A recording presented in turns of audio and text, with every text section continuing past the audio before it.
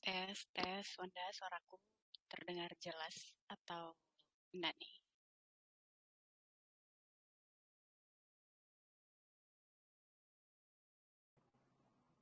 Tes. Coba ulang, Pi. Tes, aman kah? Udah, aman kan? Oke, jelas ya tapi. Jelas kok. Oke.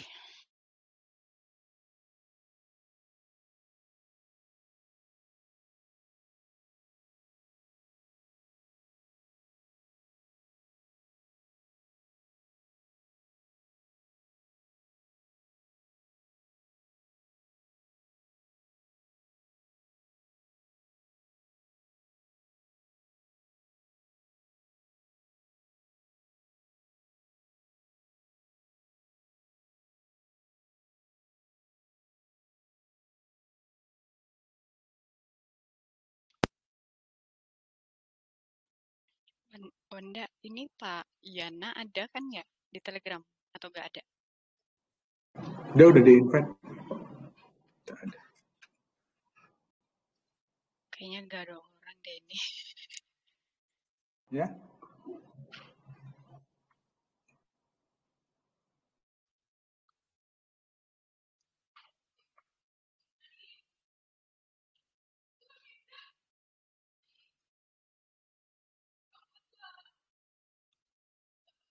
Mau pinjam pointer kok.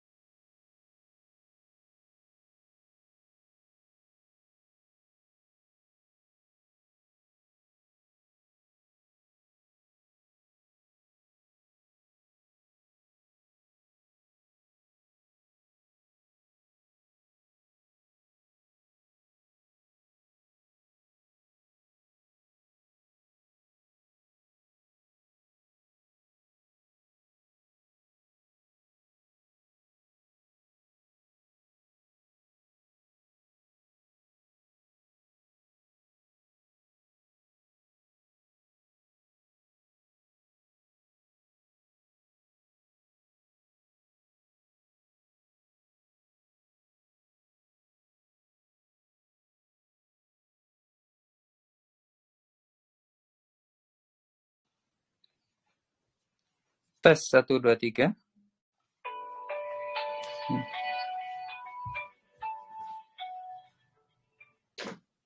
Halo, iya Mbak.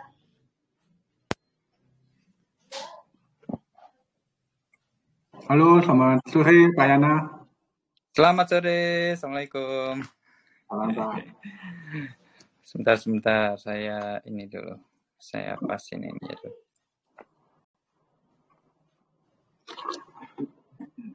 Oke.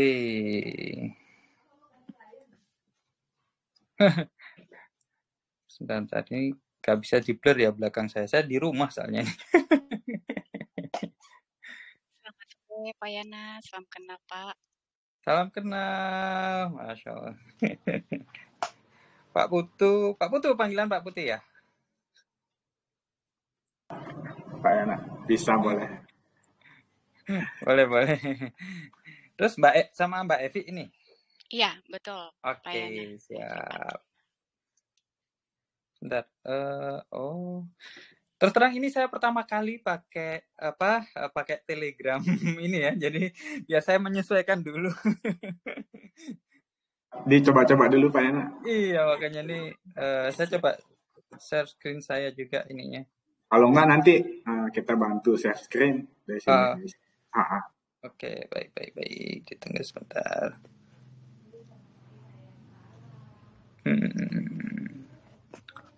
Wait banget ya videonya ya. Oke, coba saya share screen, video share. Oke, continue. Oke. Bentar ya, saya coba dulu.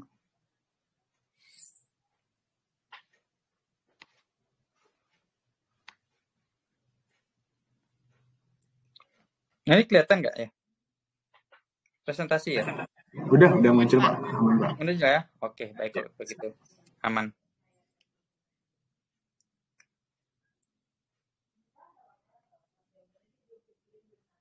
Ya, udah. Ini yang full screen ya?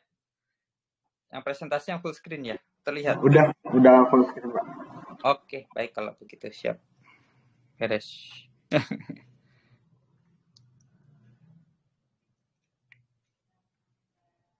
Tapi video saya, nggak bisa barengan ya. Ketika saya share screen, video saya otomatis hilang ya, atau bagaimana ya? Ini di continue Pak, hilang deh. Kalau klik continue.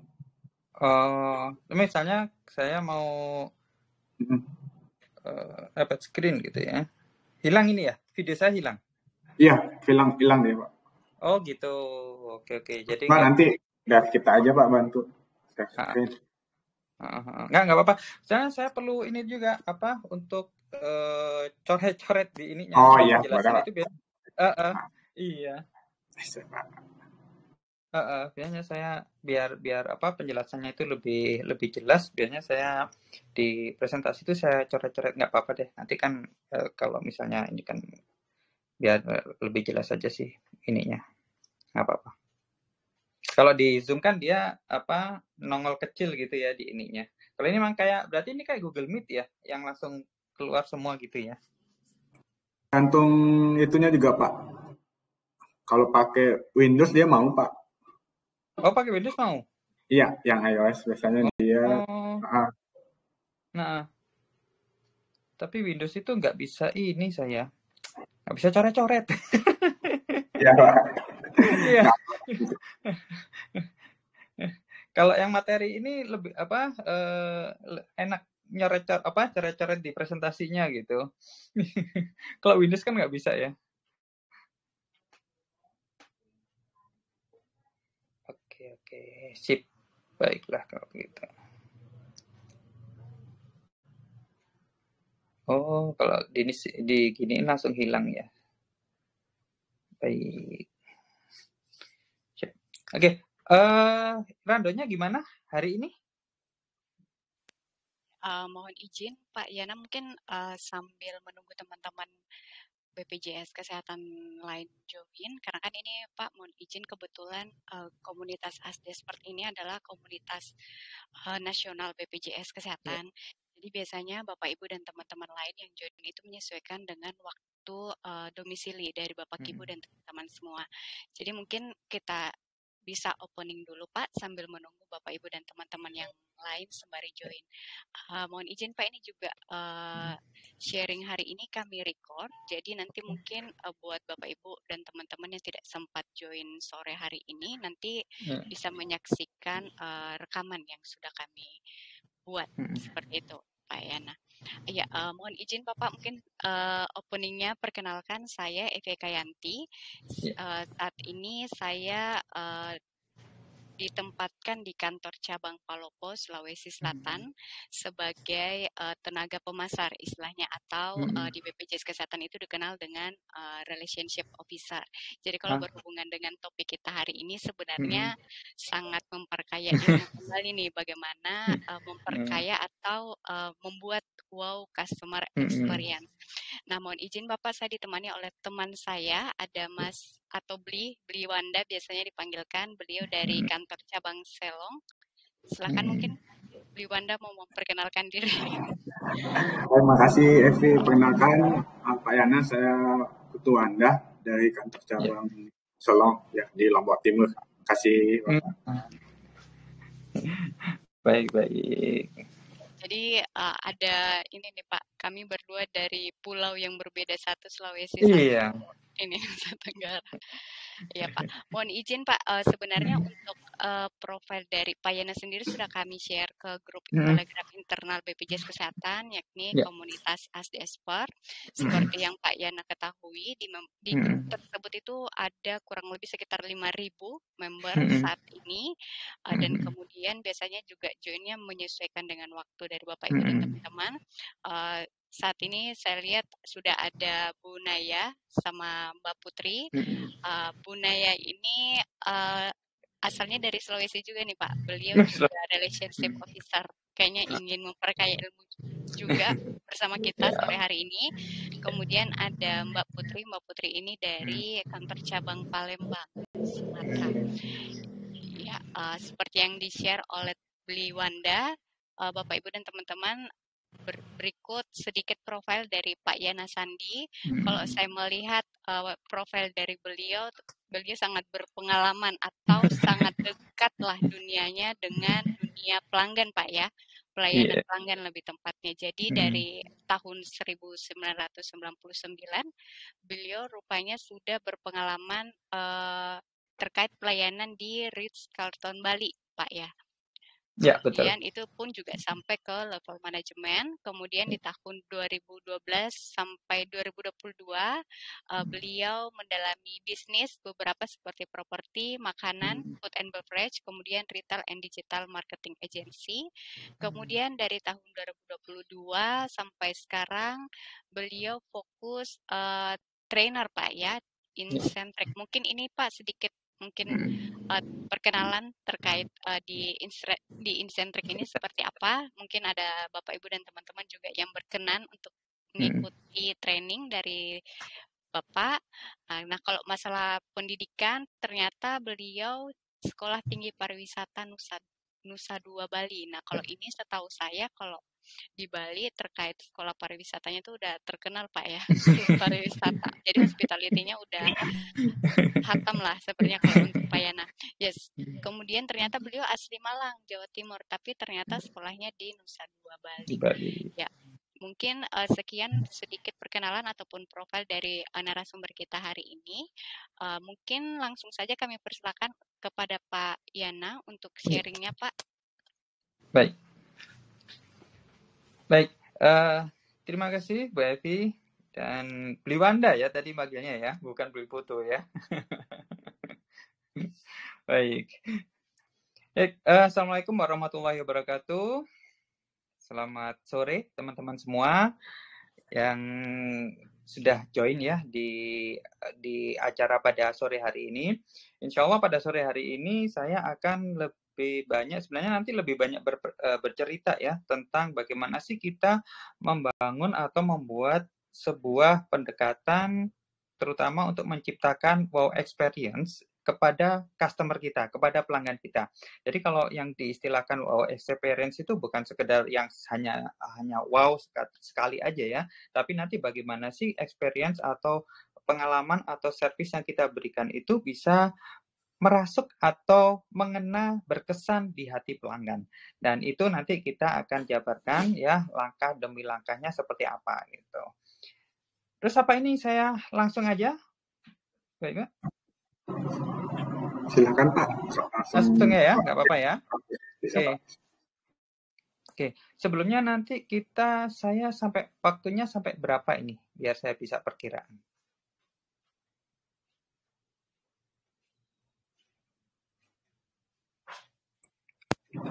Izin Ya, Pak, mungkin sekitar sejam itu udah termasuk diskusi Pak Yana? sejam ya. Ya Pak. Baik, baik.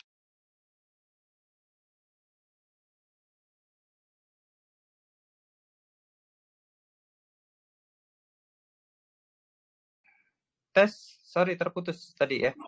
Ya, Ya, oke, di siap. ulang Pak. Iya, oke baik kalau begitu. Saya langsung share screen-nya ya. Tunggu sebentar.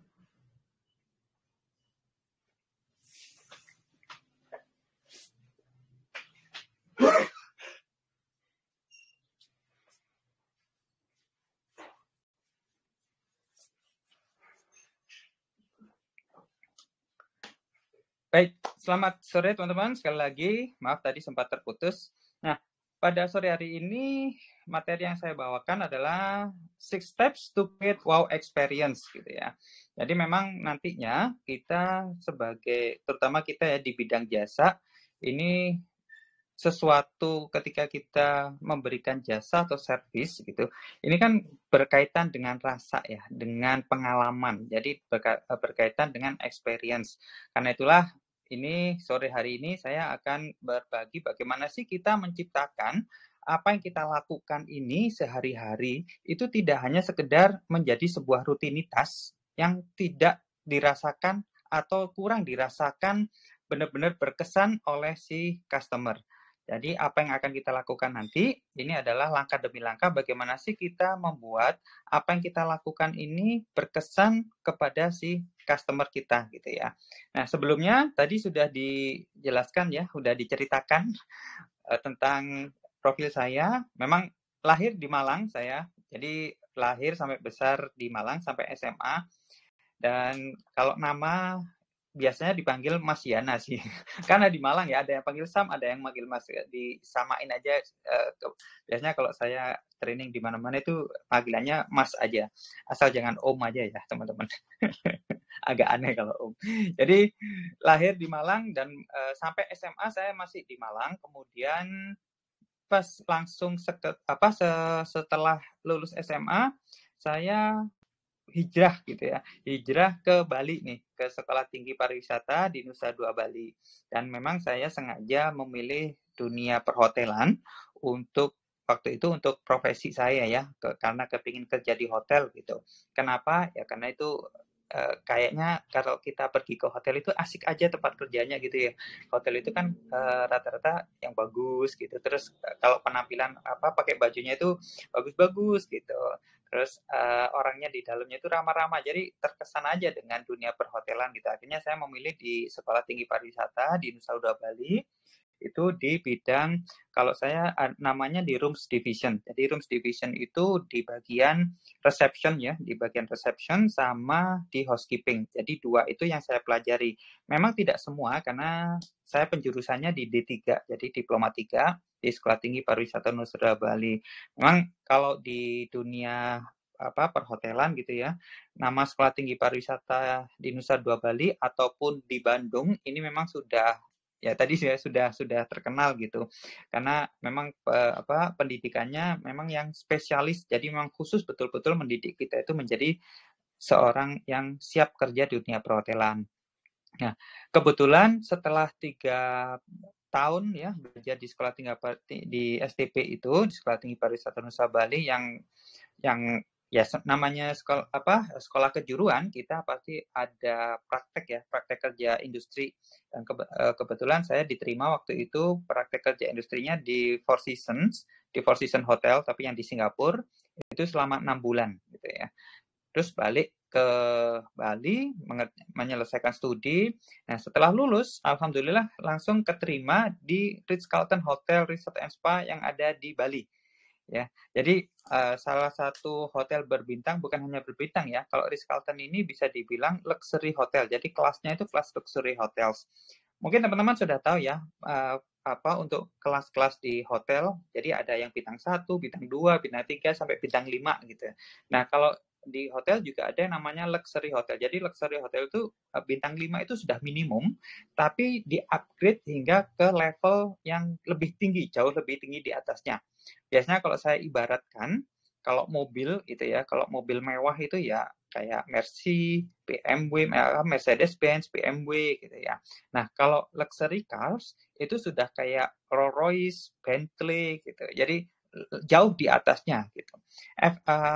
Efeknya apa? Ya efeknya pasti segala sesuatu hal yang di standar bintang 5 itu harus ditingkatkan agar menjadi level di luxury. Dan itulah mungkin nanti yang akan saya jadikan bahan untuk sharing pada sore hari ini bagaimana sih di Ritz-Carlton itu yang kebetulan 13 tahun ya saya di sana itu bagaimana sih kita menaikkan level service kita hingga menjadi luxury yang akhirnya itu dirasakan oleh si customer gitu ya. Tapi jangan salah teman-teman ya, kalau di Ritz-Carlton ini mungkin ada ya yang sudah pernah main ke Ritz-Carlton gitu ya. Di Jakarta ada, di Bali ada. Jadi mungkin teman-teman yang sudah pernah main ke Ritz-Carlton mungkin ya tahu berapa gitu ya rate-nya per malam. Jadi kalau di Ritz-Carlton Bali itu ada sekitar yang paling minim itu 4 sampai 5 juta ya per malam. Per malam itu ya. Itu yang untuk kamar biasa, yang kalau kamar yang villa itu bisa sampai 10 sampai 15 juta per malam gitu ya.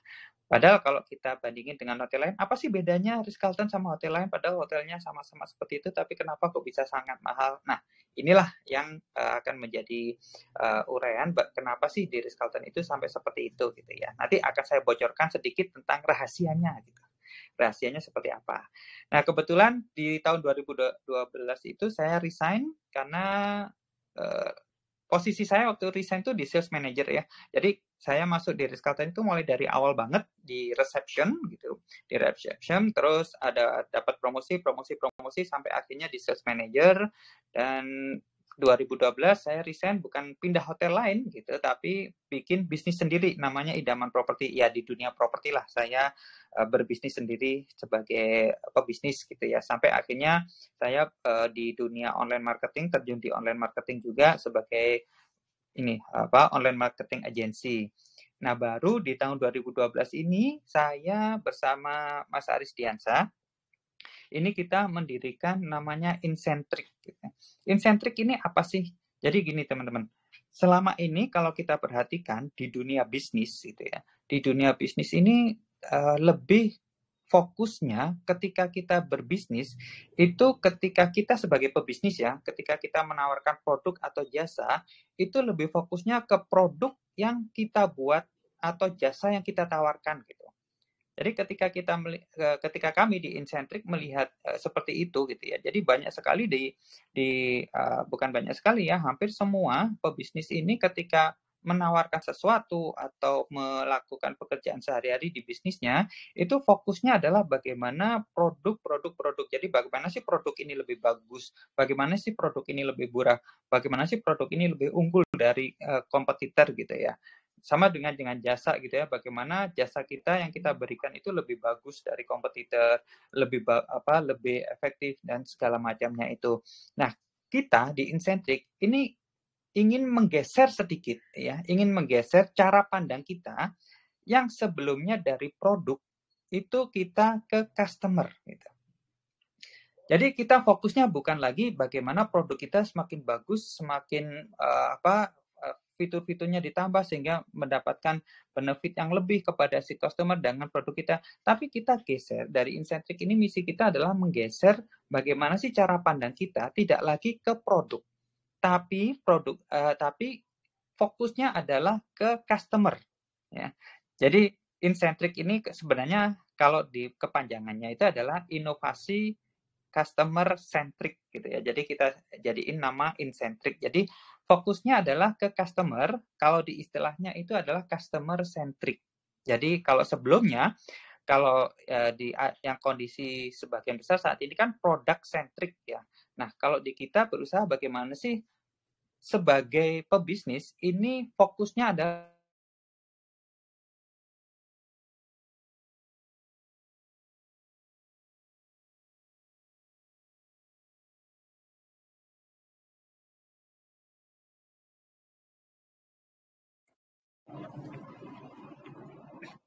Pak Yana masih join?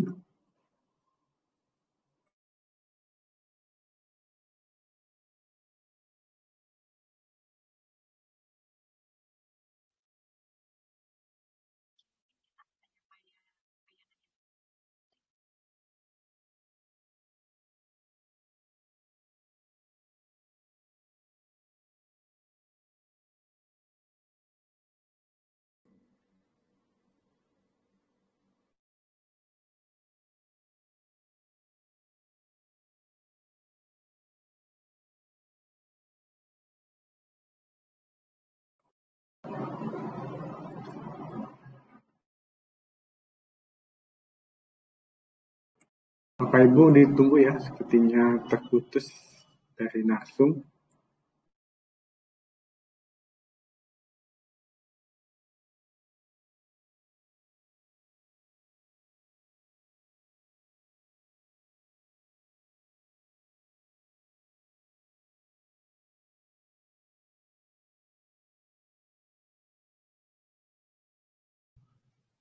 Maaf, terputus ya? Iya Pak. Masya Allah. Dari mana tadi ya terputusnya? Terakhir sampai yang masih sih slide yang itu Pak. Pertama perkenalan. Yang masih di slide perkenalan ya? Iya Pak, dari terakhir bisa. Aduh. saya baru kok bisa ini ya. Oke. Baik. Saya balik lagi. Sebentar ya.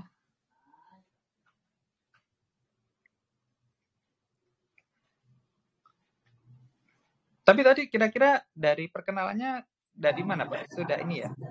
Sampai Sudah mana yang tadi? terakhir Pak, sudah yang itu. Yang... Oh, sudah terakhir. Baik. Ya. Maaf. Saya nggak perhatiin ini. Oke. Jadi ini experience baru ya. Daya di ini pakai Telegram. Sebentar. Saya share lagi ini.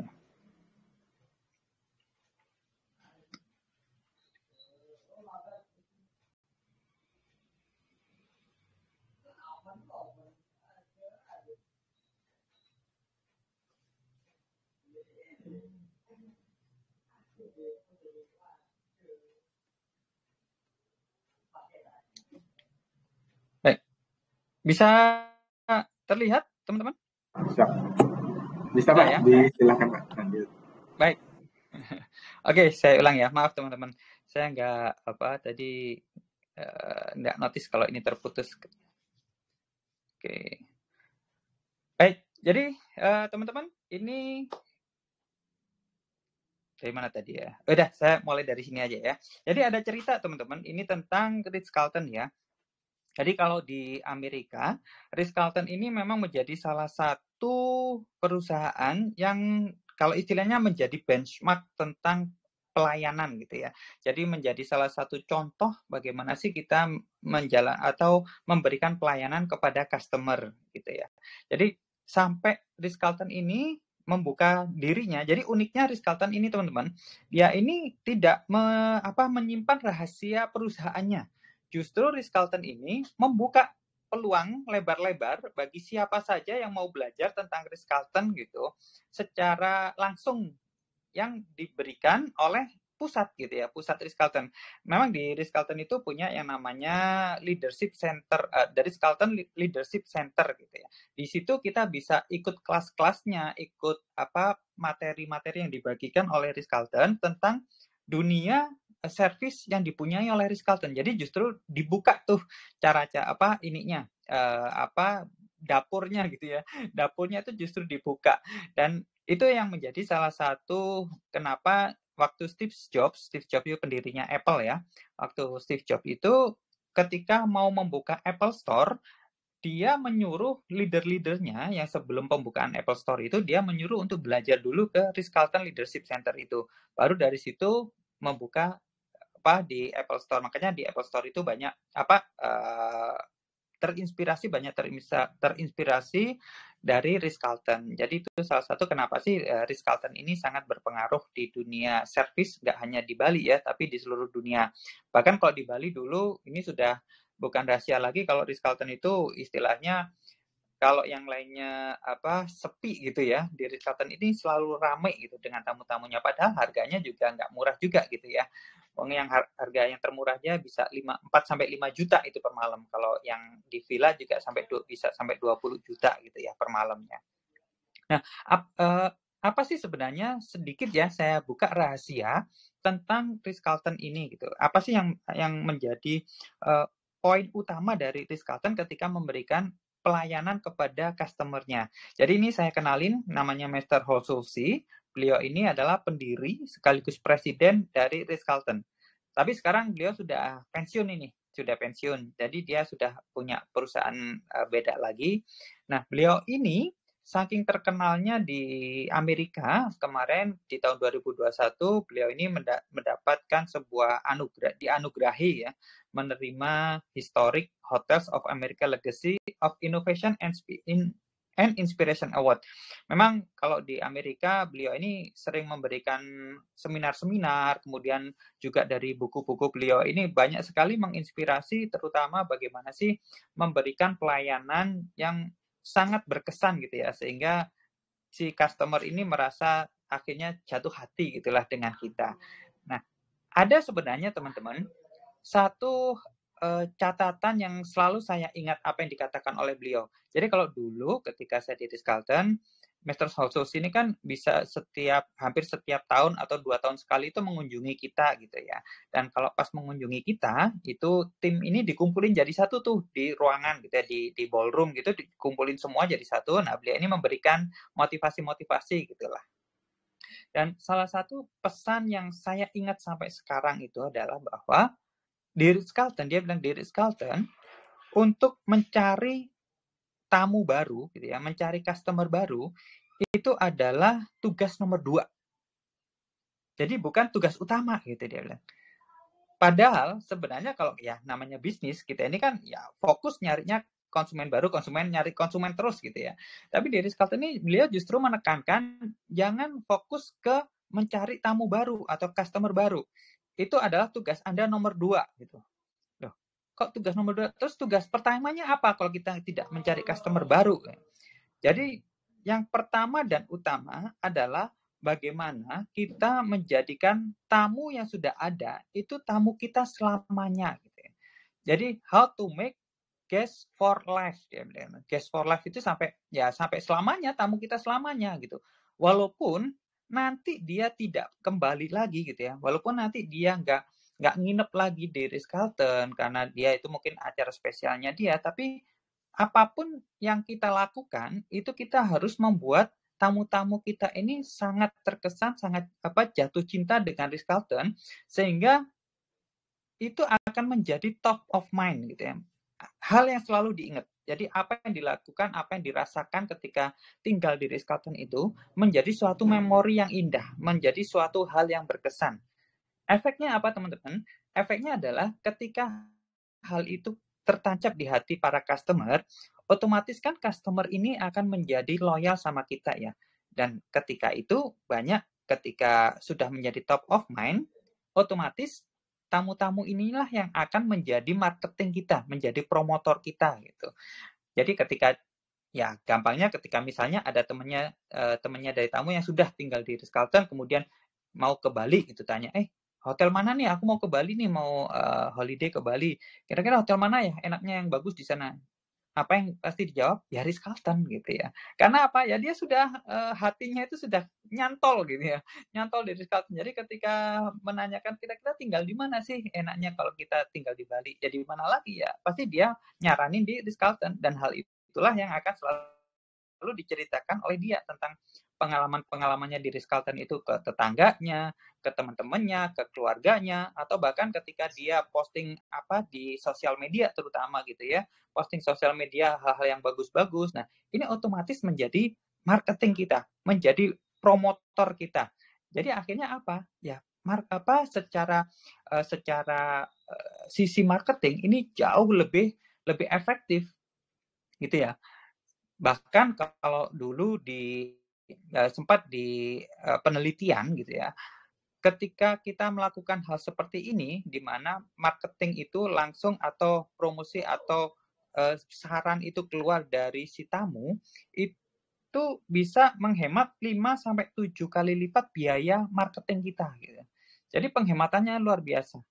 Tapi tidak hanya penghematan, di sisi lain juga ketika tamu itu sudah terkesan dengan kita, itu spending-nya atau belanjanya itu juga lebih tinggi gitu ya, akhirnya apa ya? Akhirnya profitnya juga lebih banyak gitu yang didapat. Nah, inilah target yang kita inginkan yaitu ketika kita mempunyai yang loyal customer atau dengan cara memberikan experience atau pengalaman-pengalaman berkesan kepada si customer kita gitu ya. Nah, kita di Incentric ya, tadi mungkin sempat terputus atau tidak ya, saya jelasin tentang Incentric ya. Jadi gambarannya Incentric ini, teman-teman, saya ulang lagi ya. Incentric ini fokus kita adalah bagaimana sih kita menggeser cara pandang kita sebagai pebisnis, pengusaha atau pelaku usaha di dunia ini, agar tidak fokusnya nggak hanya ke produk ya. Jadi kita menggeser fokus kita ke customer. Jadi istilahnya customer centric gitu ya. Jadi fokus kita adalah bagaimana sih kita memberikan experience atau pengalaman-pengalaman yang berkesan kepada customer kita, sehingga itu tadi customer ini merasa akhirnya terikat hatinya dengan kita. Dan kalau di Incentric kita ada yang namanya customer experience formula. Jadi kalau customer experience formula ini sebenarnya formula lengkap bagaimana sih kita menciptakan suatu pengalaman atau customer experience yang itu nanti benar-benar dirasakan oleh si customer. Jadi kalau di formula kita ini ada, kalau kita gambar ini seperti bangunan gitu ya teman-teman. Jadi di bawah itu ada pondasi, dan di pondasinya ini kalau di kita ini adalah di service culture gitu ya. Jadi di pondasi kita ini di service culture, jadi ini adalah pondasi bagaimana kita membangun experience kepada customer. Jadi ini yang kita namain customer experience formula. Dan di atasnya itu ada yang sebelah kiri itu ada awareness. Jadi awareness ini lebih kepada bagaimana sih kita terutama di dunia sosial media ataupun secara online atau offline, kita mengenalkan bisnis kita gitu ya. Nah, kemudian ada di interactions. Kalau yang di interactions ini lebih kepada sales ya, kepada bagaimana sih cara kita untuk menawarkan layanan kita itu secara dengan experience yang berbeda gitu ya. Nah, kemudian ada lagi yang namanya transactions. Transactions ini adalah step by step, langkah demi langkah ketika kita berhadapan dengan customer kita. Jadi di tahap transactions ini malah kita pecah satu persatu, apa sih yang ketika kita berhubungan dengan customer, itu experience apa yang ingin kita berikan. Nah, di sore hari ini teman-teman, kita akan lebih ke transactions ini ya. Jadi kita akan lebih banyak diskusi nanti tentang di bagian transactions ini. Kemudian yang di sebelah kanan ada after sales, ini jadi bagaimana kita membangun hubungan gitu ya, hubungan dengan customer kita. Istilahnya CRM tadi ya, Bu Rita tadi kan di customer relationship ya. Jadi lebih membangun hubungan ya di after sales ini. Nah, kemudian baru semuanya itu dinaungi oleh leader. Jadi di atasnya memang leadership. Jadi ini adalah bagian-bagian yang tidak terpisahkan dari ketika kita membangun yang namanya customer experience. Ya. Nah, kalau mungkin selama ini misalnya tidak ada pondasi gitu ya. Jadi kalau kita tahu sebuah rumah, kalau rumah itu tidak ada pondasi, goyang dikit aja pasti ya akan ambruk gitu ya. Bahkan mungkin ketika mendirikan belum berdiri pun sudah ambruk kalau tidak ada pondasinya. Itulah kenapa kita taruh service culture ini sebagai pondasi utama, kemudian baru di atasnya kita bangun tiang-tiangnya gitu. Kita bangun tiang-tiangnya sehingga itu menjadi satu kesatuan utuh, hingga di atasnya dengan atapnya leadership menjadi suatu bangunan yang utuh gitu ya. Nah, inilah yang kita namakan di Incentric ini customer experience formula. Dan sore hari ini kita akan fokus ke transactions, di mana inilah langkah-langkah seperti apa sih kita membangun transaksi atau hubungan dengan customer kita gitu ya. Ini yang akan kita lakukan. Pertanyaan, kenapa sih kita lakukan ini? Yang pastinya target utama kita yaitu agar customer ini menjadi loyal. Ya, menjadi loyal. Ketika customer loyal, seperti yang saya bilang tadi ya sebelumnya, banyak sekali keuntungan-keuntungan ketika kita mempunyai loyal customer. Yang pertama, pastinya dia akan balik lagi gitu ya. Kalau loyal customer pastinya dia akan balik lagi. Ataupun kalau tidak dia balik lagi, dia bisa memberikan referensi kepada orang lain, terutama kepada saudaranya, kepada temannya gitu ya, tentang apa yang kita berikan. Dan ketiga, ini yang jarang ketika terjadi ya, ketika kita punya loyal customer yang loyal, itu yang sangat bermanfaat atau sangat berguna bagi kita adalah ketika ada feedback atau masukan kepada kita, kritik, saran gitu ya. Itu ketika kita punya loyal customer itu enak sekali kita bisa meminta pendapatnya, bisa meminta masukannya.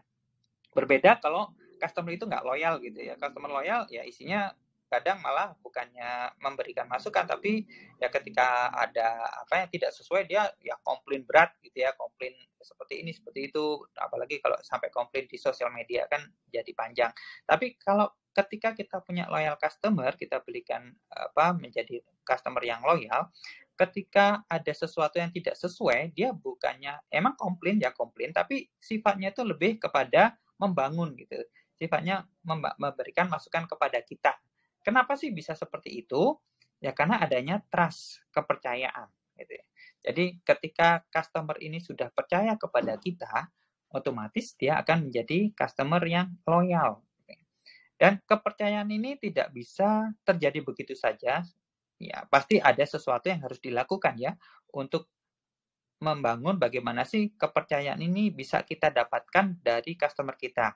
Yang pastinya adalah dari experience, dari pengalaman-pengalaman, dari apa yang kita berikan, apa yang kita lakukan yang berhubungan dengan customer itu gitu.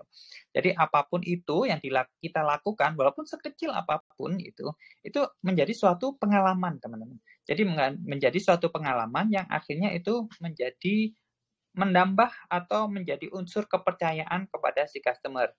Dan seperti yang kita utarakan tadi di customer experience formula yang kita punya, experience ini bisa tercipta ketika adanya service culture yang ada di perusahaan.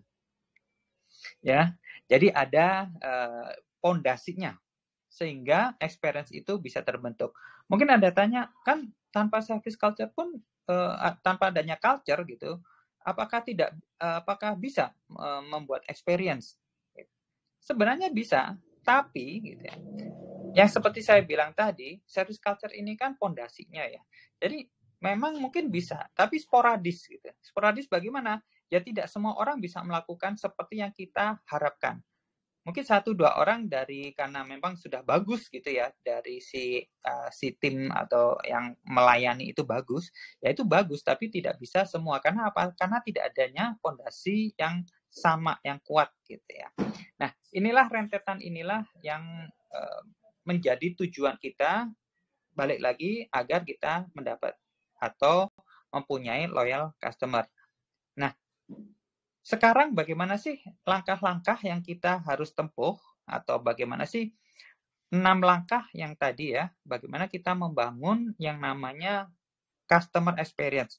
Bagaimana bagaimana sih kita membuat wow customer experience gitu ya. Jadi yang pertama, ini clear target market atau customer.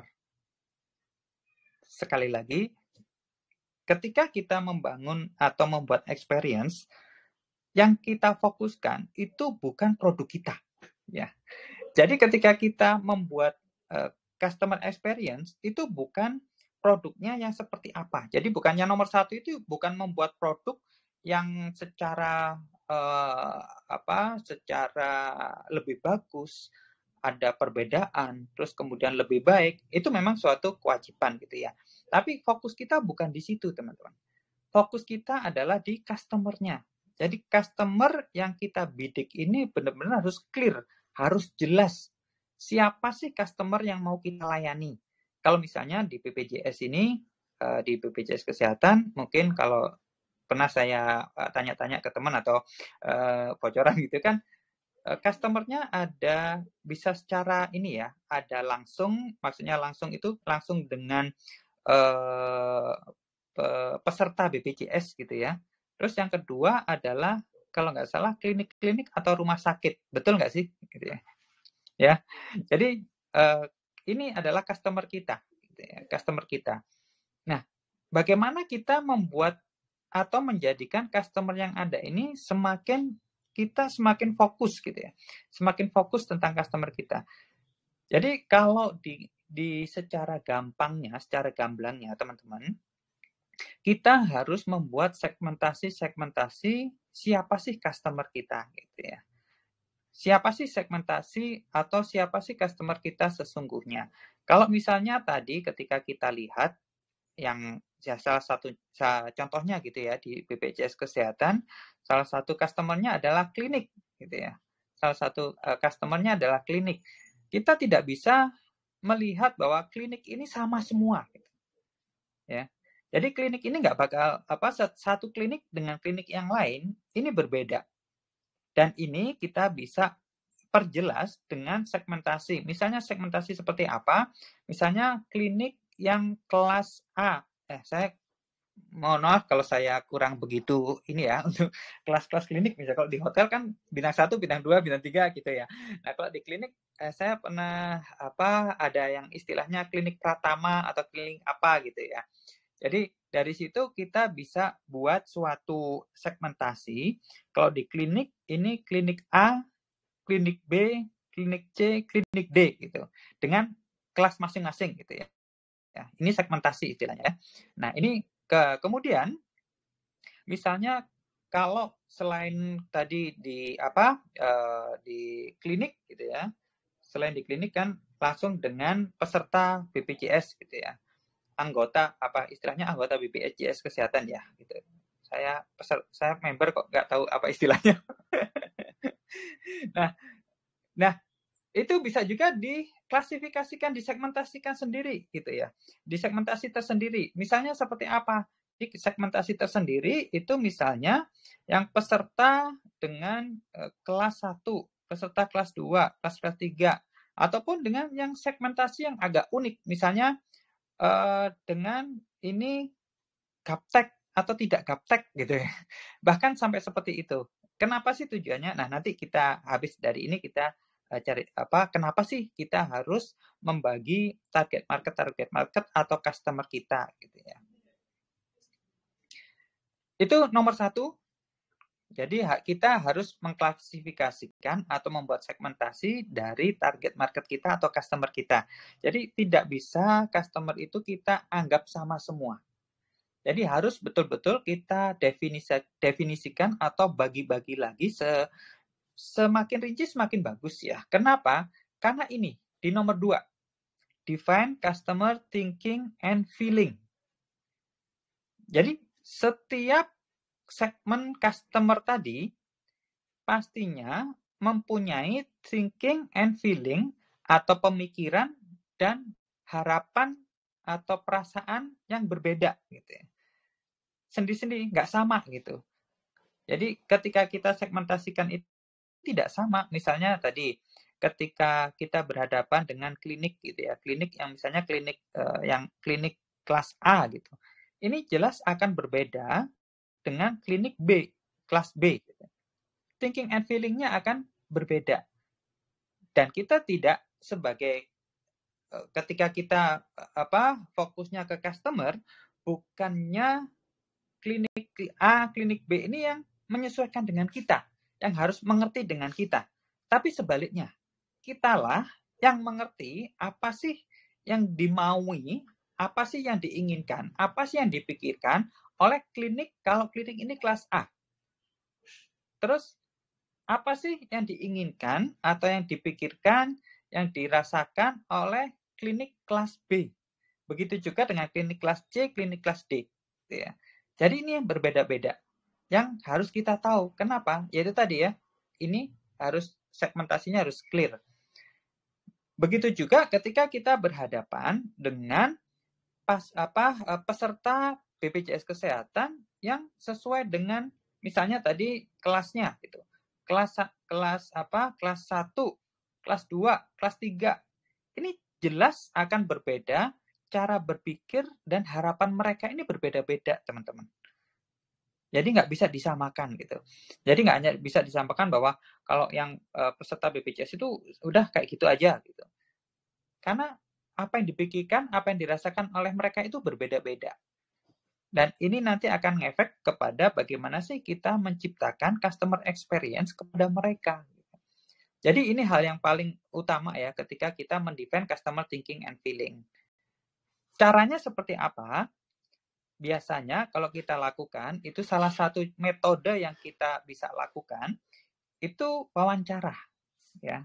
Salah satu metode, bisa wawancara, bisa survei, bisa pengamatan, tapi yang efektif yang bisa kita lakukan itu wawancara. Tapi wawancaranya bukan langsung ini ya, bukan wawancara langsung kayak wartawan yang nanyain atau langsung pertanyaannya 1, 2, 3, tapi lebih kepada ngobrol gitu ya. Jadi wawancaranya itu secara kita lakukan secara tidak langsung, secara bukan nggak formal gitu ya. Jadi wawancara secara yang ngobrol gitu aja sih sama customer kita, seperti apa sih kesannya, terus kira-kira apa sih yang dia seneng, ketika apa sih yang dia harapkan. Nah, hal-hal seperti inilah yang kita betul-betul fokuskan untuk mendapatkan apa sih yang sebenarnya dipikirkan, apa sih yang diharapkan oleh si customer sesuai dengan segmentasi tadi masing-masing ya. Jadi sesuai dengan apa yang yang nomor 1 ini, sesuai dengan customer masing-masing. Ini kita ajak nih. Jadi setelah segmentasi itu kita cari ini siapa yang bisa kita ajak ngobrol ini gitu ya. Kita ajak ngobrol tentang apa? Apa sih yang sesungguhnya dipikirkan, diharapkan oleh si customer kita. Ya. Nah, ini nomor 2. Kemudian nomor 3-nya baru kita gali lagi apa sih vision, customer experience vision itu apa sih gambaran besar, ide apa yang ingin kita berikan kepada si customer. Intinya gini, pengalaman apa, experience apa yang ingin kita berikan kepada customer kita tadi. Gitu. Jadi misalnya seperti ini, experience apa sih yang ketika kita ingin berikan kalau misalnya ada peserta BPJS Kesehatan ini ada urusan ke kantor gitu, ngurus sesuatu atau ngurus keanggotaan dia ke kantor. Experience apa yang ingin kita berikan kepada mereka? Di sisi lain ada juga misalnya ketika klinik tadi ya, apa sih experience yang ingin kita berikan kepada customer kita yang klinik-klinik ini seperti apa? Terus pengalaman apa, experience apa yang kita ingin berikan kepada customer kita yang levelnya sudah rumah sakit. Rumah sakit menengah atau rumah sakit besar kan berbeda-beda ya. Nah, ini experience vision ini yang ingin kita, apa sih experience ini yang ingin kita ciptakan? Apa sih yang ingin kita berikan kepada mereka gitu ya. Nah, ini nomor 3. Ini harus diambil. Misalnya kalau misalnya secara umum gitu ya. Nah, ini bisa kita lakukan secara umum atau khusus gitu. Ya, mungkin maaf saya retret sedikit ya. Jadi ada yang secara umum, ada yang secara khusus gitu. Nah, kalau umum ini bisa kita ambil misalnya secara umum ya udah visionnya pengalaman apa yang ingin kita berikan kepada customer kita, ya misalnya kita ramah, itu sudah pasti ya, misalnya kita itu menghadapinya dengan ramah, terus kemudian solutif gitu ya, jadi misalnya ketika ada permasalahan-permasalahan apa, itu selalu ada yang bisa kita berikan solusinya, itu solutif. Terus kalau khusus apa, experience khusus, nah mungkin kita ketika kita berhubungan dengan misalnya dengan rumah sakit atau klinik, ini pengalaman apa sih yang ingin kita berikan khusus kepada mereka? Jadi misalnya rumah sakit nih, rumah sakit besar, apa sih experience khusus yang ingin kita berikan selain yang umum tadi? Kalau umum tadi kan solutif gitu misalnya gitu ya.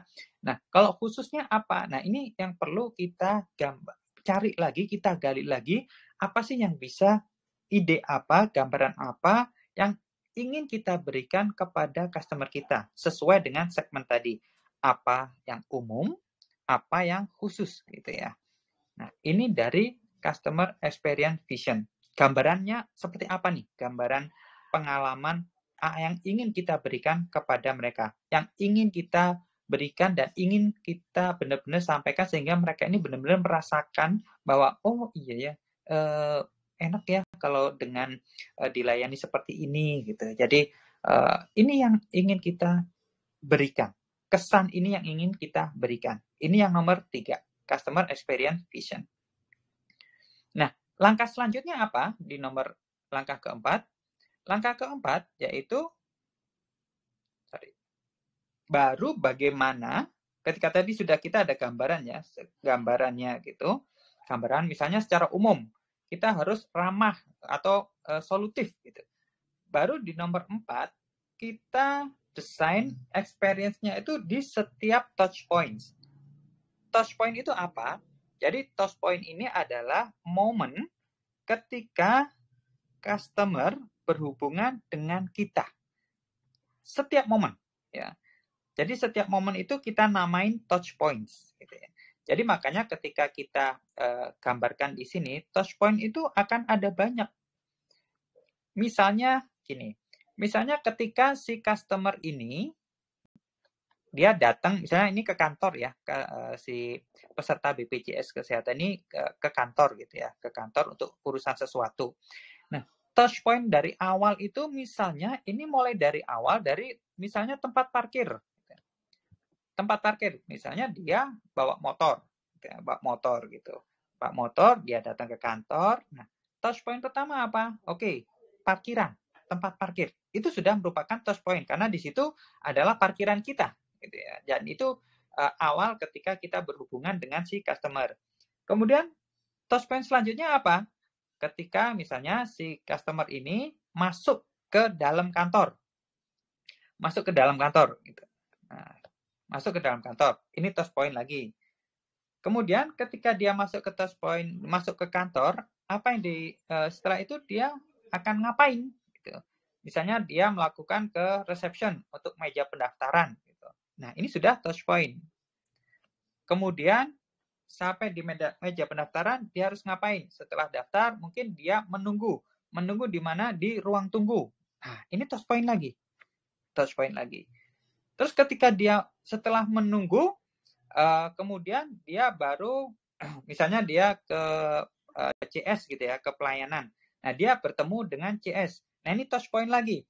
Jadi touch point itu nggak hanya sekedar 4 ini aja ya, tapi ini ada banyak. Nanti di sini ada touch point lagi. Gitu. Touch point lagi di sini. Nah, kemudian misalnya dia setelah dengan customer service, mungkin kemudian dia harus ngapain lagi. Nah, dia ada di touch point sini lagi. Kemudian baru dia keluar ke parkiran lagi. Nah, ini baru balik lagi ke touch point, ke parkiran. Nah, jadi ini ketika kita lakukan ini istilahnya, ini adalah customer journey map.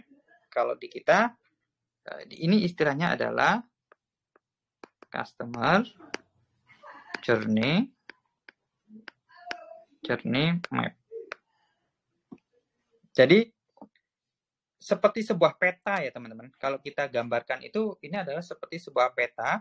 Bagaimana sih perjalanan dari customer mulai dari awal sampai dia akhir menerima layanan kita itu seperti apa? Ya. Dan di setiap titik itu kita namain dengan istilahnya touch point, ya, touch point. Ya. Di setiap ini kita namain. Nah, disinilah teman-teman momen-momen krusial ketika kita memberikan experience atau pengalaman kepada customer kita. Ya. Jadi tantangannya itu ada di sini, di nomor 4 ini. Apa yang harus dilakukan ketika dia ada, misalnya ini kan parkiran tadi ya, misalnya di touch point pertama ini, misalnya parkir. Misalnya ini tempat parkir, misalnya. Nah, di tempat parkir ini, apa sih pengalaman yang ingin kita berikan kepada customer? Ya. Jadi pengalaman ini berhubungan dengan panca indera. Berhubungan dengan panca indera. Jadi apa yang dia lihat, ya, apa yang dia sentuh, apa yang dia dengar, apa yang dia hirup, apa yang dia rasakan. Memang nggak harus semua, tapi setidaknya kita apa yang kita desainkan, apa yang kita buat itu harus sesuai dengan apa sih panca indera yang dialami oleh si customer. Jadi kalau misalnya tadi ya di parkiran ini, misalnya dia bisa melihat dengan jelas tanda parkir gitu ya. Terus kemudian dia bisa dengan jelas parkir itu mudah gitu. Dia bisa jelas melihat seperti itu, ya. Kemudian dia juga ketika di parkiran itu tidak ada istilahnya bau-bau yang nggak enak gitu. Misalnya ternyata parkirannya itu persis di depannya tempat buang sampah gitu ya. Ya, ini yang harus didesain gitu ya. Bukan hanya dibiarkan seperti itu, tapi kita harus benar-benar mendesain bagaimana sih agar ketika tamu parkir gitu ya, tamu parkir yang datang, customer yang datang dengan parkir itu bisa dengan mudah melihatnya, kemudian juga misalnya smell, baunya itu ya setidaknya tidak bau gitu ya. Nah, itu baru salah satu contoh ketika bagaimana kita mendesain di parkiran. Ada beberapa perusahaan misalnya dia sampai ketika di parkiran ini dia didesain khusus gitu ya. Bukan yang sebenarnya nggak ruwet-ruwet amat gitu ya. Mungkin teman-teman pernah ketika main ke salah satu minimarket itu di parkiran itu sudah di garis-garis gitu ya. Mungkin teman-teman pernah ya ngalamin atau di setiap hari tapi tanpa sadar gitu ya. Jadi biar parkiran rapi gitu ya, biar parkiran rapi itu di tempat parkirnya itu sudah dibagi menjadi dua, parkiran mobil sama parkiran motor gitu ya. Dan di parkiran di setiap di motor gitu misalnya itu bisa dibagi-bagi kecil-kecil yang garis-garis kecil gitu ya. Jadi ketika kita datang itu parkir itu langsung lihat mana yang kosong, oh di situ langsung. Dan otomatis ketika parkir itu nggak ada yang mepet, nggak ada yang longgar, nggak ada ini. Jadi dia parkirnya rapi gitu ya. Nah ini salah satu sebenarnya pengalaman di parkiran.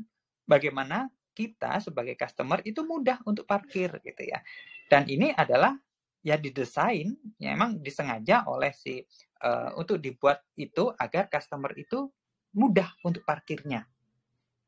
Itu ya. Itu baru salah satu contoh. Kemudian contoh yang lain, ketika dia parkir, setelah parkir apa yang dilakukan ketika tahu tadi ya, petanya ini menunjukkan kalau setelah dia parkir dia masuk ke kantor gitu ya. Masuk kantor. Berarti masuk ke kantor. Ini masuk kantor misalnya. Masuk ke kantor. Sekali lagi, ketika dia masuk ke kantor, ini kita perhatikan, kita desain lagi pengalaman apa yang kita berikan ke customer agar ketika dia masuk kantor itu terkesan gitu ya. Balik lagi ke panca indera di sini. Apa yang dia lihat. Kemudian apa yang dia cium, apa yang dia dengar, musiknya seperti apa. Bukan hanya musik, terus suasana di situ itu seperti apa gitu ya.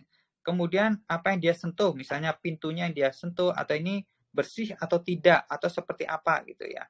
Nah, ini sekali lagi kita desain gitu ya. Ketika dia masuk kantor, misalnya pintu dia harus karena kantornya tertutup gitu ya dengan pintu kaca misalnya.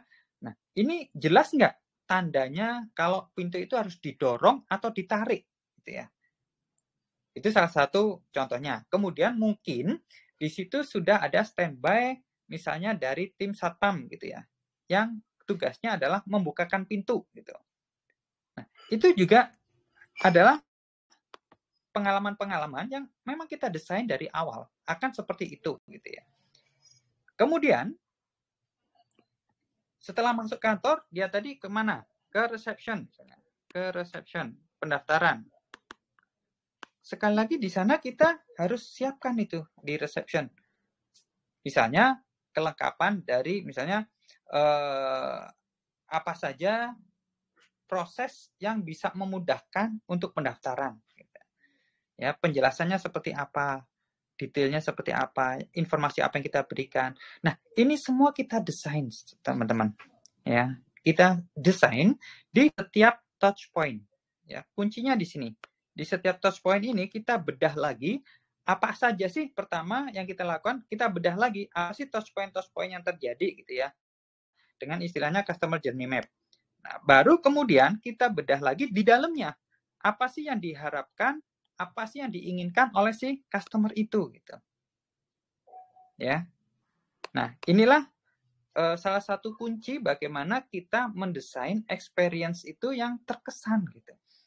Siapa tahu ketika dia masuk kantor, kita bikin dengan penciuman atau smell wanginya itu wangi khas kantor BPJS gitu, misalnya gitu ya. Kan ada ketika kita masuk, ya kalau di dunia FB udah bukan rahasia lagi ketika kita masuk di areanya fast food gitu ya. Itu kan aromanya beda ya, fast food A sama fast food B itu aromanya berbeda gitu ya. Padahal sama-sama itu ya makanan, tapi berbeda aja. Nah, itu sebenarnya sengaja teman-teman. Itu disengaja untuk smell itu. Untuk apa? Untuk memberikan cantolan kepada pikiran kita bahwa ini baunya restoran A, ini baunya restoran B gitu. Jadi akan selalu nyantol di ingatan kita. Nah, itu baru salah satu touch point dengan kita memberikan smell atau memberikan pengalaman berupa harum atau wangi aroma dari suatu ruangan gitu ya. Itu satu. Baru nanti kita pecah-pecah lagi touch point-nya ini sehingga banyak kemudian kita breakdown kecil-kecil apa sih experience yang kita mau berikan. Itu ya. Ini nomor 4. Jadi bagaimana kita mendesain experience di setiap touch point-nya. Nah, kemudian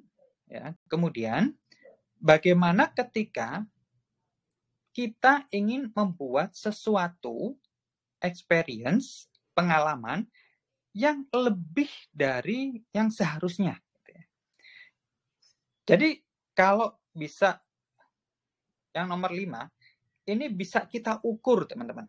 Jadi ada level-level experience yang kita bisa ukur apa sih experience yang sekarang sudah dirasakan oleh atau apa experience yang sudah kita berikan dan dirasakan oleh si customer. Jadi yang pertama, level pertama itu adalah expected.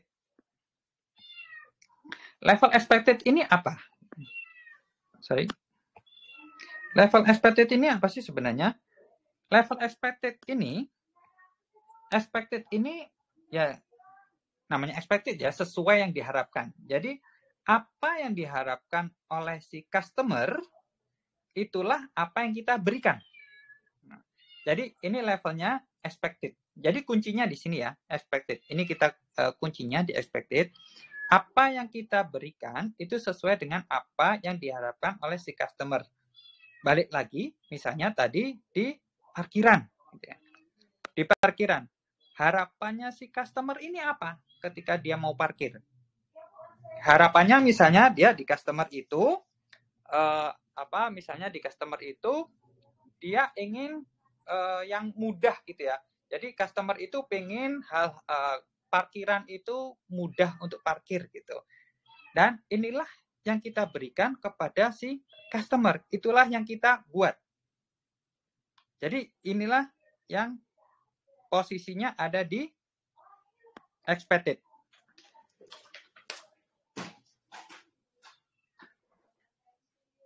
Sebentar. Ya.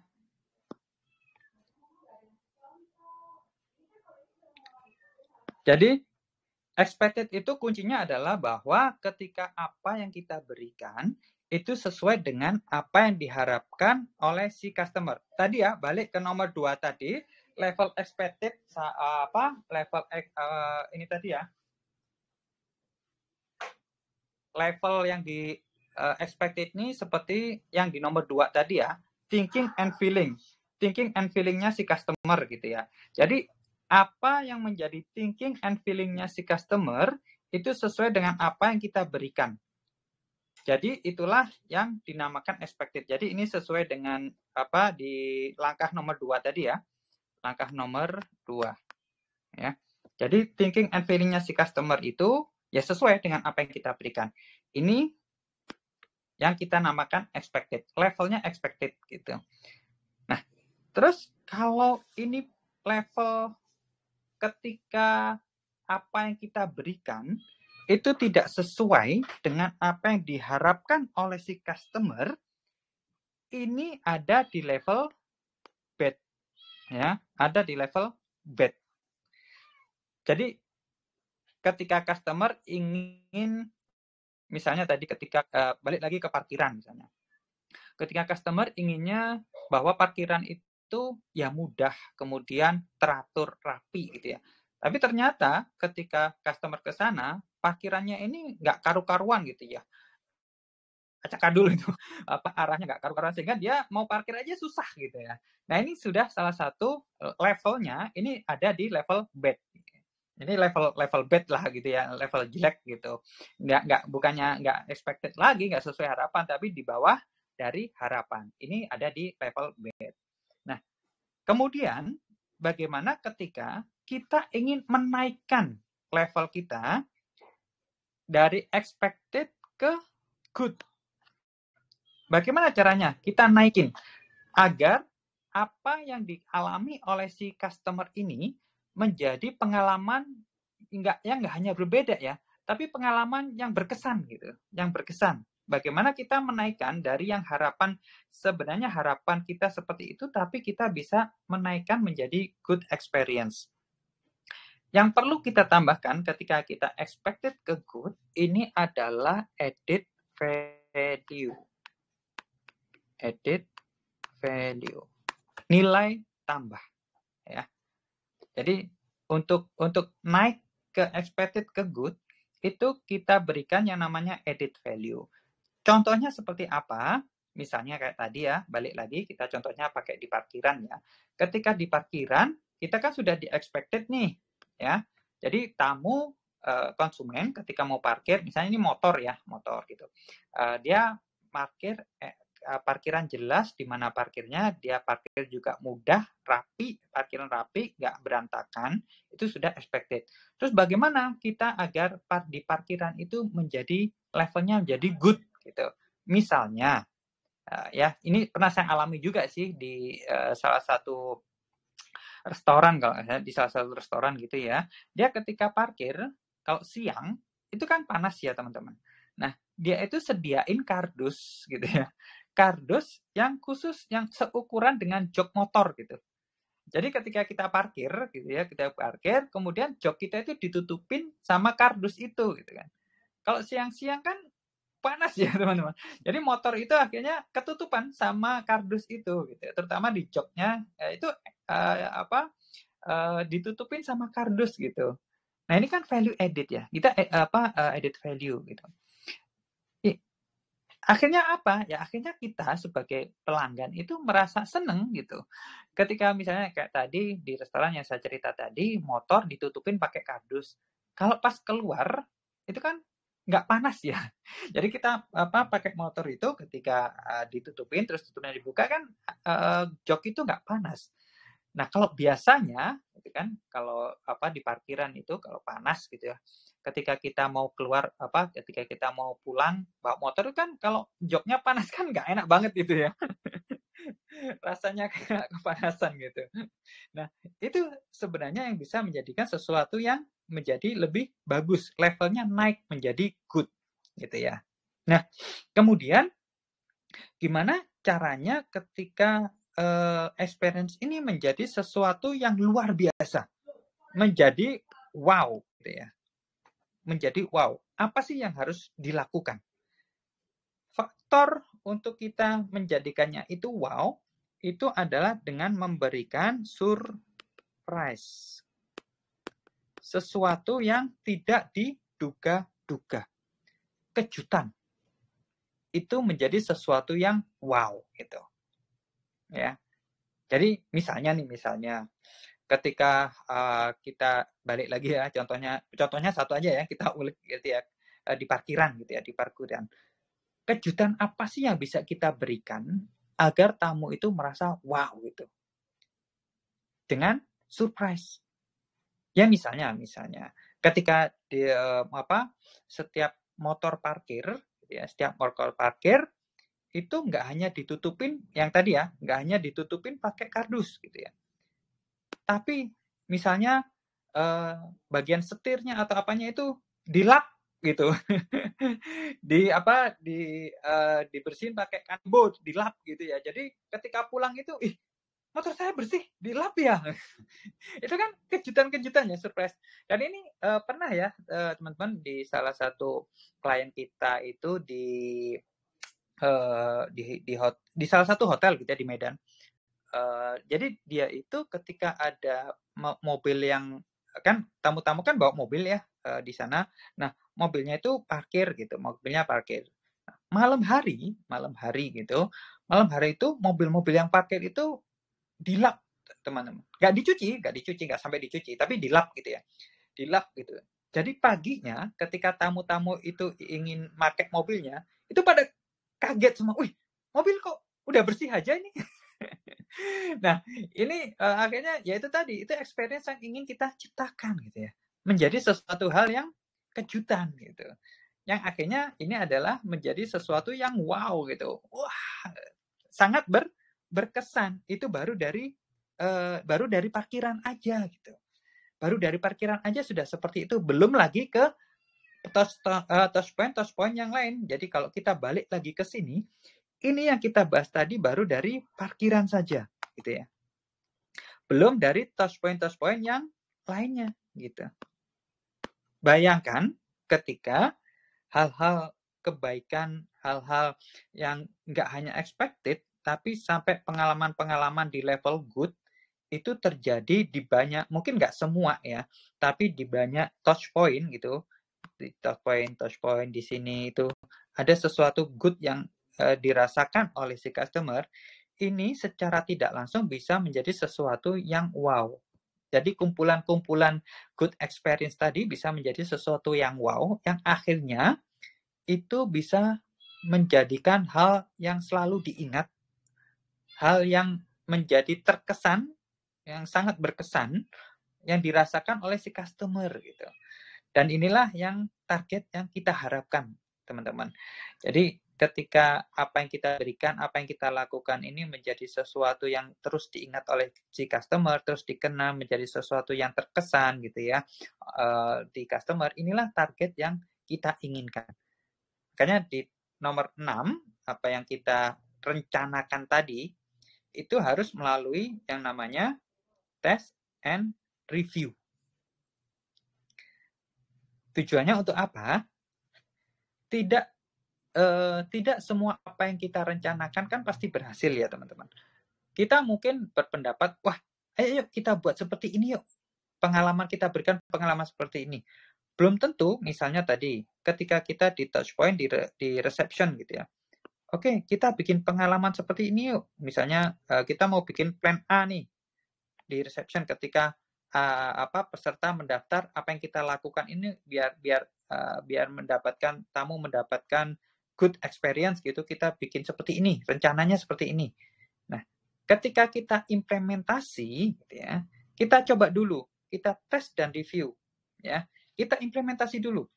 Jadi istilahnya kita coba dulu lah gitu ya. Kita coba dengan waktu tertentu. Nanti kita lihat seperti apa sih tanggapan dari si customer ini gitu. Tanggapannya seperti apa yang didapat oleh si customer ini, yang dirasakan oleh si customer ini apa. Misalnya dalam seminggu atau sebulan kita lakukan ini ya. Kemudian kita review tuh apa tanggapan dari customer ini. Apakah dia cukup puas atau ternyata wah tidak bagus, tidak berhasil memberikan kesan yang kita inginkan kepada customer gitu. Nah, pastinya kalau ini kita dapatkan di yang bad gitu ya, yang kesan yang ternyata tidak sesuai yang dengan kita harapkan, otomatis kita balik lagi ke sini kan. Kita balik lagi ketika plan A ini ternyata kita mendapatkan review yang tidak sesuai, ya udah akhirnya kita coba lagi dengan plan B. Kita review lagi. Ya. Kita review lagi seperti apa nih gitu. Terus seperti itu hingga akhirnya nanti kita mendapatkan gambaran, oh ternyata customer kita itu sesuai dengan ini. Nah, itu baru terus kita jadikan standar ya. Kita terapkan ini menjadi suatu standar yang itu nanti akhirnya bisa memberikan experience, pengalaman-pengalaman yang berharga yang tidak mudah dilupa oleh si customer. Nah, teman-teman, itulah langkah demi langkah ya, bagaimana kita menciptakan customer experience, menciptakan wow customer experience gitu ya. Jadi saya ulang lagi ya dari awal. Yang pertama, kita harus tetapkan target market atau customer kita sedetail mungkin ya. Sedetail mungkin berdasarkan yang tadi, malah kalau bisa kita segmented ya, segmented berdasarkan segmen-segmen tadi seperti yang saya jelaskan tadi, sehingga kita bisa melihat secara detail customer kita itu seperti apa ya. Itu yang pertama. Karena apa? Karena masuk ke langkah kedua yang nantinya kita ingin mendapatkan apa sih sebenarnya yang dipikirkan dan dirasakan, apa harapan dari si customer ini terhadap kita gitu. Ini yang perlu kita dapatkan dengan jelas. Karena di nomor 3, di langkah selanjutnya yaitu kita ingin dengan apa yang diharapkan oleh si customer ini, kita mempunyai gambaran besar, baik itu umum atau khusus tentang apa sih pengalaman yang ingin kita berikan kepada si customer. Jadi gambaran besarnya apa? Pengalaman yang ingin kita berikan kepada customer. Baru kemudian kita breakdown, kita pecah-pecah lagi menjadi customer journey map yang intinya adalah ada di setiap touch point atau ketika kita berhubungan dengan pelanggan.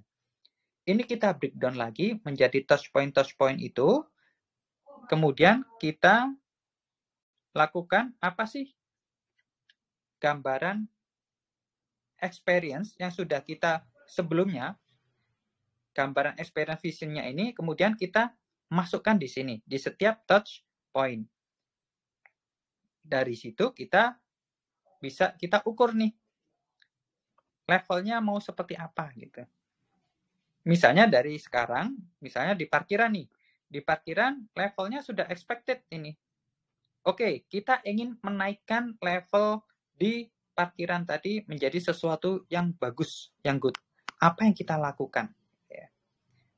Sama halnya dengan touch point yang lain, kita bisa ukur levelnya sampai di mana ini.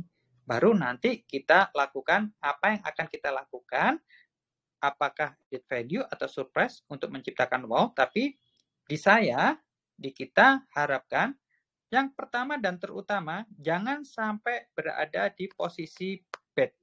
Ya. Minimal ada di posisi expected. Ya. Jangan sampai di bad. Kalau di bad bagaimana? Berusaha agar naik ke expected. Ya. Baru ketika rencana-rencana tadi sudah kita buat, kita lakukan, kita praktekkan, kemudian kita review apa yang dialami, apa yang dirasakan oleh si customer. Apakah itu sesuatu yang bagus atau justru sesuatu yang malah kurang berkenan gitu ya. Nah, ini baru kita lakukan tes dan review untuk mengetahui keberhasilan dari apa yang kita rencanakan. Nah, itulah teman-teman 6 langkah bagaimana kita membuat wow customer experience gitu ya. Jadi itulah yang menjadikan langkah-langkah ini yang bisa kita lakukan ketika ingin membuat wow customer experience sesuai dengan target atau sesuai dengan masing-masing tadi. Itu paparan materi dari saya. Semoga ada gambaran ya teman-teman tentang bagaimana sih kita menciptakan wow customer experience, langkah-langkahnya seperti apa yang harus dilakukan. Itu dari saya. Kemudian silahkan Mbak Evi kalau misalnya ada pertanyaan yang kita bisa diskusikan lebih lanjut.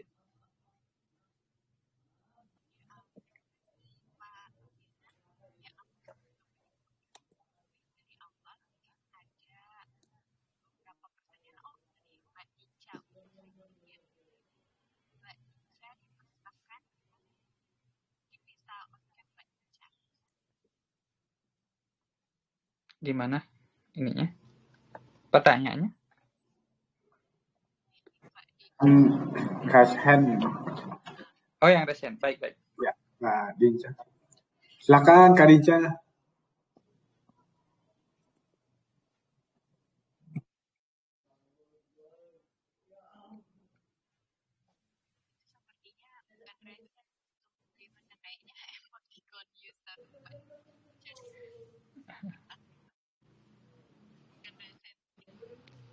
Pak Eva mungkin soalnya agak di kurang terdengar.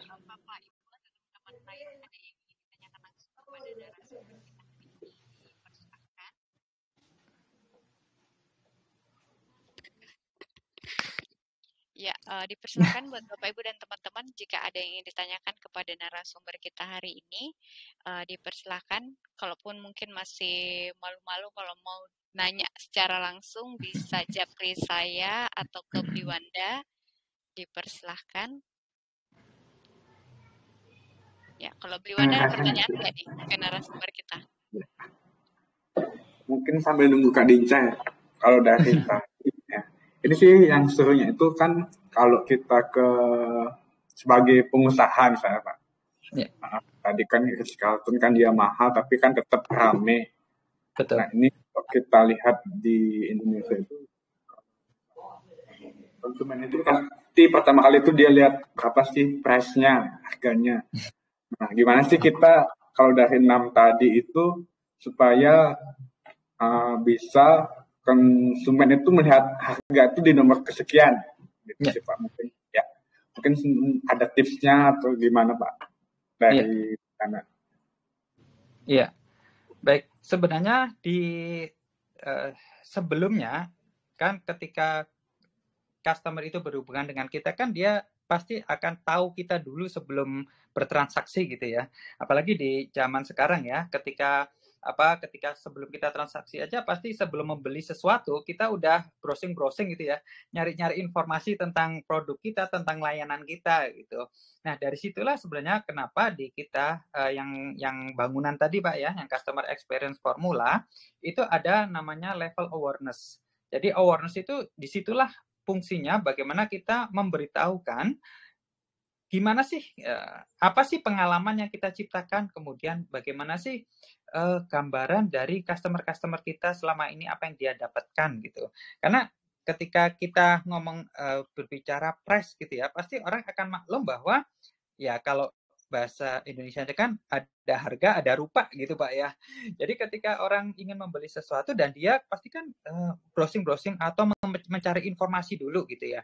Apakah itu secara di dunia online melalui sosial media atau rating yang ada di online, ataupun dia juga langsung menanyakan kepada teman atau saudara yang sudah bertransaksi sebelumnya. Misalnya kalau di Ritz-Carlton gitu ya, misalnya dia bisa tanya ke temennya atau ke saudaranya yang pernah nginep di sana gitu. Jadi dia bisa tanya secara langsung gitu. Kemudian bisa juga ketika dia lihat review-review di online gitu, kan kalau di kita gampangnya di Google Map gitu kan ada ya review di bawahnya gitu, rankingnya berapa. Nah itulah dari sana kita bisa memberikan awareness tadi. Jadi kita bisa memberikan pengetahuan awal bahwa kita apa sih yang bisa kita berikan, apa sih yang kita berikan kepada konsumen, sehingga memang dengan harga segini tuh akhirnya bukan harga yang mahal gitu, tapi akhirnya menjadi harga yang layak, emang segitu harganya gitu. Jadi ya misalnya kalau kita ya beli sesuatu gitu ya, atau jasa sesuatu gitu. Dan memang ketika kita bayar mahal, tapi ketika kita merasakan kepuasan tersendiri, pasti kita ya iyalah layak mahal orang yang kita dapat seperti ini gitu ya. Ya nggak apa-apa lah mahal. Kita puas nih, kita seneng. Itu yang inti utamanya Pak ketika kita bermain di yang premium kategori gitu ya. Kabarnya seperti itu, Bliwanda. Terima kasih Pak. Berarti brandingnya itu dari experience-nya konsumen yang udah coba-coba di kita itu sebenarnya Pak yang sangat membantu.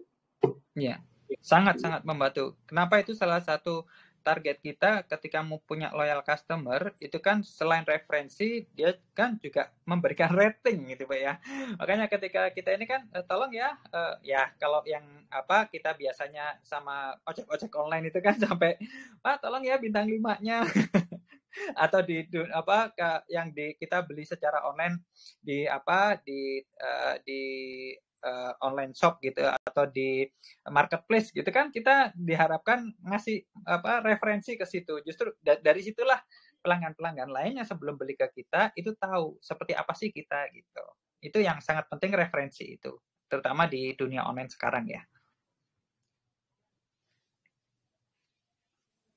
Sudah menjawab beliau Anda? Ya. Ya, izin Pak Yana ini udah ada, kita lanjut ke pertanyaan berikutnya. Ini ada pertanyaan dari teman kita, Sobat ASDS Sport. Beliau menanyakan, apa sih perbedaan customer experience dengan customer service? Kemudian apa tantangan yang ditemukan selama ini dalam membentuk atau menciptakan customer experience tadi nih Pak? Ya. Jadi gini, ketika kita ngomongin customer service atau service excellence lah gitu ya.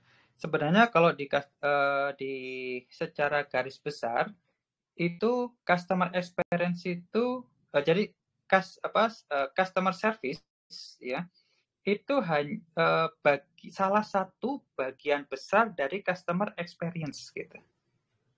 Jadi kalau customer service misalnya customer service kan kita tentang pelayanan saja begitu kan? Bagaimana sih kita melayani customer? Tapi ketika kita ngomong customer experience ini lebih luas cakupannya. Kayak tadi misalnya bahkan parkiran pun itu kita pikirin experience-nya seperti apa gitu. Kemudian masuknya misalnya di ruang tunggu, desain ruang tunggu itu seperti apa sehingga menimbulkan pengalaman yang berkesan kepada si customer gitu. Kalau service kan kita memberikan servisnya ya. Makanya kalau di kita di customer experience formula itu sampai kita buat nggak hanya sekedar dari awal dari ketika. Jadi kalau kita lihat tadi di gambaran customer experience formula yang kita buat gitu ya, yang seperti bangunan rumah tadi, yang di bawahnya ada service culture, kemudian di atasnya ada awareness, kemudian transactions, ada after sales. Nah, kalau service excellence itu ada di transactions-nya saja. Jadi itu hanya salah satu bagian dari keseluruhan customer experience. Jadi bagian kecil dari customer experience. Gambarannya sih seperti itu ya. Apa bedanya gitu. Jadi bukan perbedaan sebenarnya. Tapi customer service itu bagian dari customer experience. Jadi customer experience-nya memang lebih luas cakupannya. Gambarnya seperti itu ya. Izin Pak, mungkin berikutnya pertanyaan dari saya. Mengingat waktu kita juga sudah lebih dari 1 jam, Pak Yana, izin. Mungkin pertanyaan dari saya juga pertanyaan terakhir di sharing kita pada sore hari ini, Pak.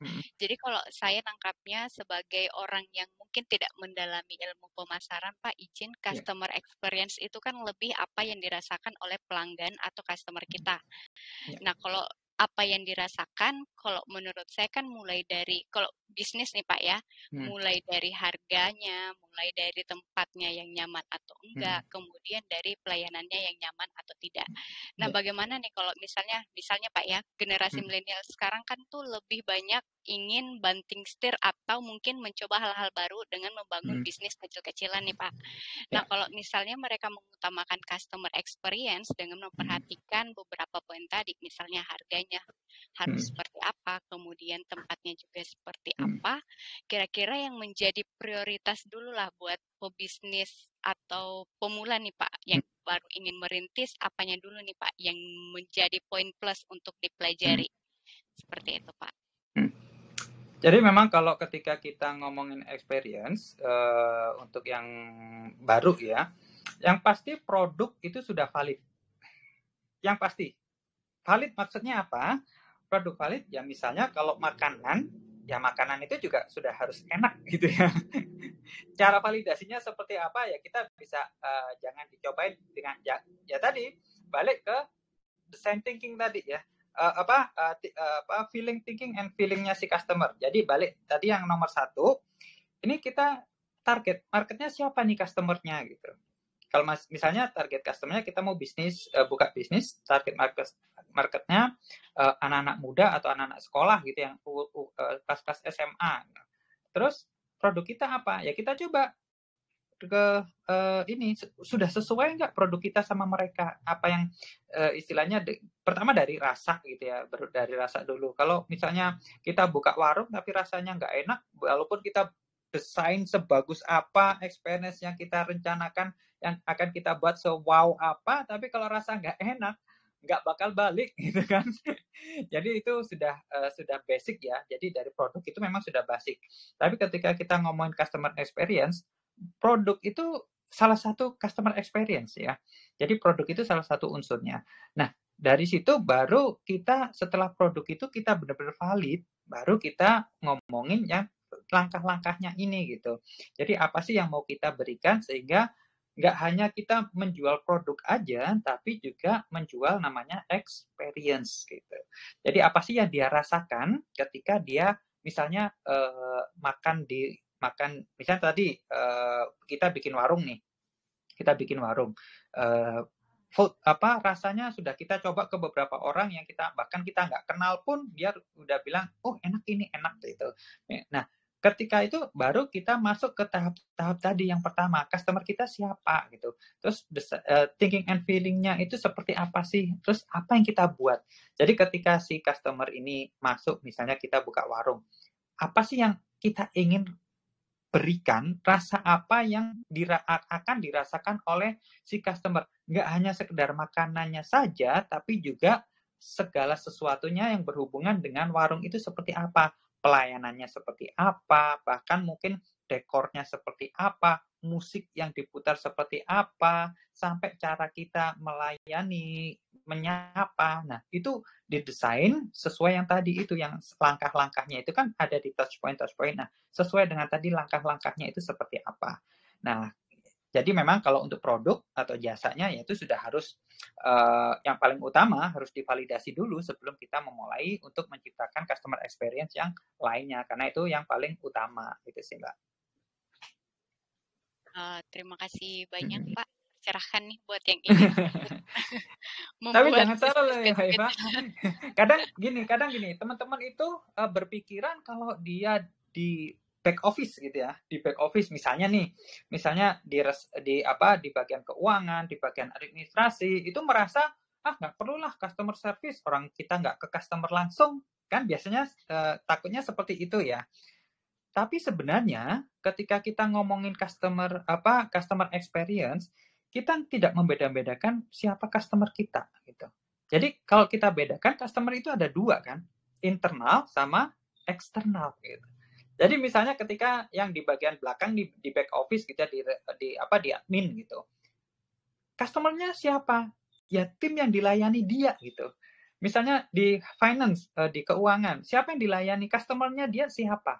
Ya, customernya dia adalah ya tim yang dilayaninya sesama karyawan gitu. Ya. Jadi ini yang mindset seperti ini yang selalu biasanya kalau ketika kita bikin workshop latihan ini yang kita tanamkan. Jadi customer service itu bukan hanya sekedar ke tamu atau customer yang membayar, tapi juga ke internal juga, itu customer kita juga gitu ya. Makanya ketika kita bangun itu service culture itu yang nomor 1 ya, yang betul-betul pondasi, karena service culture ini membangun dari dalam tiap-tiap tim ya, tiap-tiap orang yang ada di tim itu gitu. Itu Mbak Eva. Ya, terima kasih banyak Pak Yana.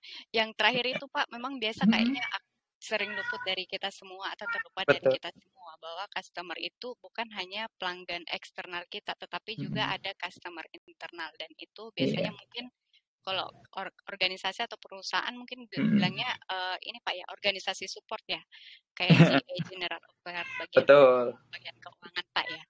Ya, terima kasih banyak Pak Yana, sangat menambah kita pada sore hari ini. terkait atau bagaimana caranya membangun wow customer experience, khususnya buat teman-teman yang mungkin setiap hari ketemu pelanggan atau customer ataupun peserta JKN khusus untuk kita ataupun organisasi kita di BPJS Kesehatan. Izin Pak Yana, mungkin sebelum menutup sharing kita, ada closing statement dari Pak Yana, dipersilakan Pak. Baik. Terima kasih teman-teman atas perhatiannya selama lebih 1 jam ini ya. Semoga apa yang saya sampaikan bisa menjadikan insight baru, pengetahuan baru tentang bagaimana sih kita bisa memberikan pelayanan yang berkesan ya, yang wow ke customer kita. Dengan tujuan pastinya nggak hanya untuk perusahaan saja yang jauh lebih baik, tapi percayalah ketika kita memberikan sesuatu yang kebaikan kepada orang lain, kebaikan itu akan kembali kepada diri kita. Itu sih dari saya. Terima kasih. Wassalamualaikum warahmatullahi wabarakatuh. Waalaikumsalam warahmatullahi wabarakatuh. Terima kasih banyak Pak Yana, Bapak Ibu dan teman-teman semua. Terima kasih sudah berkenan join bersama kita pada sore hari ini dalam menambah ilmu kita. Sudah join sejak awal sampai akhir pada sore hari ini, walaupun mungkin di Indonesia Timur teman-teman dari tadi sudah waktunya berbuka, dan sekarang Indonesia Tengah beberapa menit lagi Pak Yana untuk melaksanakan buka puasa. Pak Yana mohon izin, terima kasih banyak waktunya sudah berkenan bersama kita untuk sharing pengalaman dan juga menambah ilmu kami terkait customer experience Bapak. Semoga Pak Yana dan keluarga sehat selalu. Ditunggu sharingnya untuk di sesi berikutnya Bapak. Mohon izin Pak, mungkin sebelum kami close, ada foto bersama ciri khas kami dari komunitas ASDESPERT. Kayaknya seperti ini Pak. Ya, wah ini ada Pak Zaipan, tiba-tiba langsung. Gini ya. Ya Pak, mungkin Beli Wanda bisa contohkan. Gini ya. Ya betul Pak, seperti itu. Siap. Ya mohon izin. Pak Saipan gayanya dulu Pak Saipan. Ya mohon izin Beli, silakan dihitung buat foto bersamanya. 1, 2, 3. Iya, cukup. Oke. Ya, sekali lagi terima kasih banyak Pak Yana untuk sharingnya pada sore hari ini. Terima kasih banyak Pak Zaipan sudah berkenan join bersama kita pada sore hari ini. Bapak Ibu, terima kasih banyak. Semoga dalam keadaan senantiasa sehat selalu. Buat yang masih di kantor, hati-hati saat pulang dan selamat menanti waktu berbuka puasa buat teman-teman di Indonesia Barat. Ya, demikian. Wabillahi taufiq wal hidayah. Wassalamualaikum warahmatullahi wabarakatuh. Waalaikumsalam. Terima kasih Pak. Terima kasih teman-teman semua. Semoga bisa ketemu lagi ya. Siap Pak. Izin close. Terima kasih. Izin live ya. Terima kasih. Assalamualaikum.